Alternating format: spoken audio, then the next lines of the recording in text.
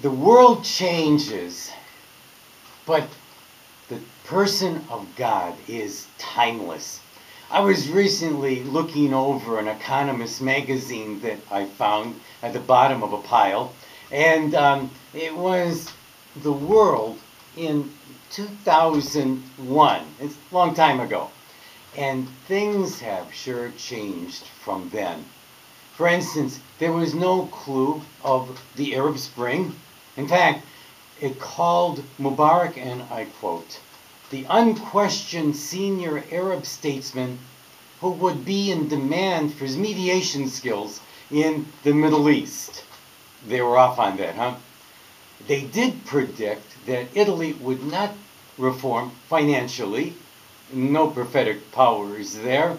The forecast of the number of super rich in America was lowballed. And the Gulf world was, and still is, dominated by Tiger Woods. I don't fault my favorite magazine for being off on a few things because, look, the world that we live in is always in flux.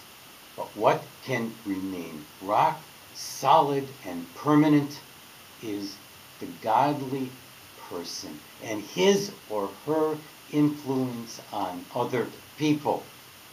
Recently, my all-time favorite seminary professor died.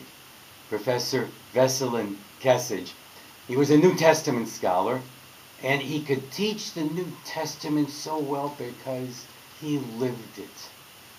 I did not go to his class to collect facts for an exam.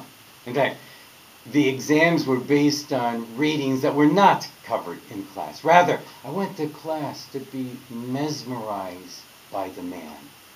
He was the real thing. You could see God in him.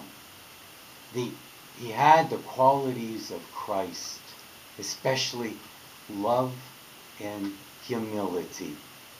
The image of Christ simply radiated from his face. And being by a person like that changes people around that person.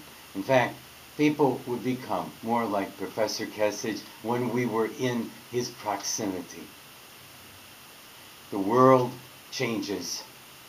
Christ does not. And it is only the godly person who can effectively radiate to others the love of God upon which we rely to live.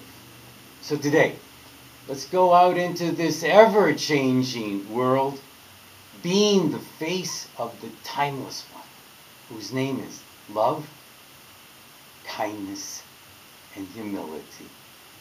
Have a good week. Take care.